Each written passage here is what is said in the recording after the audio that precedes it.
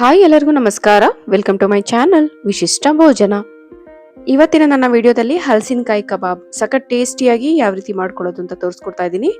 ಶುರು ಮಾಡೋದಕ್ಕೂ ಮುಂಚೆ ಫಸ್ಟ್ ಟೈಮ್ ಯಾರಾದರೂ ನನ್ನ ವಿಡಿಯೋನ ನೋಡ್ತಾ ಇದ್ರೆ ದಯವಿಟ್ಟು ಸಬ್ಸ್ಕ್ರೈಬ್ ಮಾಡ್ಕೊಳ್ಳಿ. ಹಾಗೆ ವಿಡಿಯೋ ಇಷ್ಟ ಆದರೆ ದಯವಿಟ್ಟು ಒಂದು ಲೈಕ್ ಕೊಡಿ. ಹಾಗಾದ್ರೆ ಬನ್ನಿ ಯಾವ ರೀತಿ ಮಾಡೋದು ತುಂಬಾ ಟೇಸ್ಟಿಯಾಗಿ ಹಲಸಿನಕಾಯಿ ಕಬಾಬ್ನ ಅಂತ ನೋಡ್ಕೊಳ್ಳೋಣ.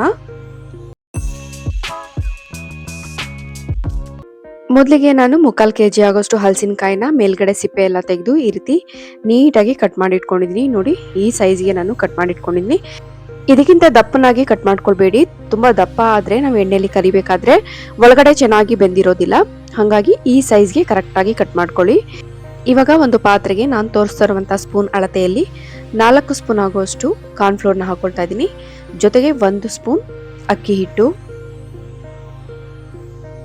1/4 ಟೀ ಸ್ಪೂನ್ ಆಗುವಷ್ಟು ಅರಿಶಿನ, 1 ಟೀ ಸ್ಪೂನ್ ಆಗುವಷ್ಟು ಅಚ್ಚ ಖಾರದ ಪುಡಿ, ಅರ್ಧ ಟೀ ಸ್ಪೂನ್ ಗರಂ ಮಸಾಲ, ಅರ್ಧ ಟೀ ಸ್ಪೂನ್ ಧನಿಯಾ ಪುಡಿ, 1 ಟೀ ಸ್ಪೂನ್ ಶುಂಠಿ ಬೆಳ್ಳುಳ್ಳಿ ಪೇಸ್ಟ್, ಹಾಗೆ ರುಚಿಗೆ ತಕ್ಕಷ್ಟು ಉಪ್ಪು, ಜೊತೆಗೆ 1 ಮೊಟ್ಟೆನ ಹಾಕೊಳ್ತಾ ಇದ್ದೀನಿ. ನೀವೇನಾದ್ರೂ ವೆಜಿಟೇರಿಯನ್ ಆಗಿದ್ರೆ ಮೊಟ್ಟೆ ಬದಲು ಒಂದು 4 ಟೇಬಲ್ ಸ್ಪೂನ್ ಆಗುವಷ್ಟು ಗಟ್ಟಿ ಮೊಸರನ್ನ ಹಾಕೊಂಡು ಕಲ್ಸ್ಕೋಬಹುದು. ಇವಾಗ ಇದು ಚೆನ್ನಾಗಿ ಮಿಕ್ಸ್ ಆಗೋ ಹಾಗೆ ಚೆನ್ನಾಗಿ ಕಲ್ಸ್ಕೊಳ್ಳೋಣ. ನೋಡಿ, ಈ ರೀತಿ ಚೆನ್ನಾಗಿ ಕಲ್ಸ್ಕೊಂಡು ಎಲ್ಲ ಹೊಂದ್ಕೊಳ್ಳೋ ಹಾಗೆ ಚೆನ್ನಾಗಿ ಕಲ್ಸ್ಕೊಂಡು ಇವಾಗ ಕಟ್ ಮಾಡಿ ಇಟ್ಕೊಂಡಿರುವಂತಹ ಹಲಸಿನಕಾಯಿನ ಇದನ್ನ ಹಾಕೊಳ್ತಾ ಇದ್ದೀನಿ. ಈ ಹಲಸಿನಕಾಯಿ ಕಬಾಬ್ ಮಾಡೋದಕ್ಕೆ ನೀವು ಆದಷ್ಟು ಎಳೆ ಹಲಸಿನಕಾಯಿನೇ ತೆಗೆದುಕೊಳ್ಬೇಕು. ಇವಾಗ ಇದು ಚೆನ್ನಾಗಿ ಎಲ್ಲ ಹೊಂದ್ಕೊಳ್ಳೋ ಹಾಗೆ ಮಸಾಲೆ ಚೆನ್ನಾಗಿ ಮಿಕ್ಸ್ ಆಗೋ ಹಾಗೆ ಚೆನ್ನಾಗಿ ಕಲ್ಸ್ಕೊಂಡು ಇದನ್ನ ಒಂದು ಅರ್ಧ ಗಂಟೆ ಇಲ್ಲ ಒಂದು 20 ನಿಮಿಷ ಇದನ್ನ ಚೆನ್ನಾಗಿ ನೆನೆಯೋದಕ್ಕೆ ಬಿಡೋಣ. ಈ ಕಡೆ ನಾನು ಎಣ್ಣೆನೂ ಚೆನ್ನಾಗಿ ಕಾಯಿಸ್ಕೊಂಡಿದ್ದೀನಿ. ಇವಾಗ ಅರ್ಧ ಗಂಟೆ ಆದ್ಮೇಲೆ ನಾನು ಈ ಕಬಾಬ್ನ ಒಂದೊಂದೇ ಈ ರೀತಿ ಎಣ್ಣೆ ಒಳಗೆ ಹಾಕೊಳ್ತಾ ಇದ್ದೀನಿ. ಬೇರೆ ಯಾವ ಹಿಟ್ಟನ್ನು ನಾನು ಇಲ್ಲಿ ಬಳಸಿಲ್ಲ, ಬರೀ ಕಾರ್ನ್ಫ್ಲೋರು 1 ಸ್ಪೂನ್ ಅಕ್ಕಿ ಹಿಟ್ಟನ್ನು ಹಾಕೊಂಡಿದ್ದೀನಿ ಗರಿಗರಿಯಾಗಿ ಬರಲಿ ಅನ್ನೋದಕ್ಕೋಸ್ಕರ.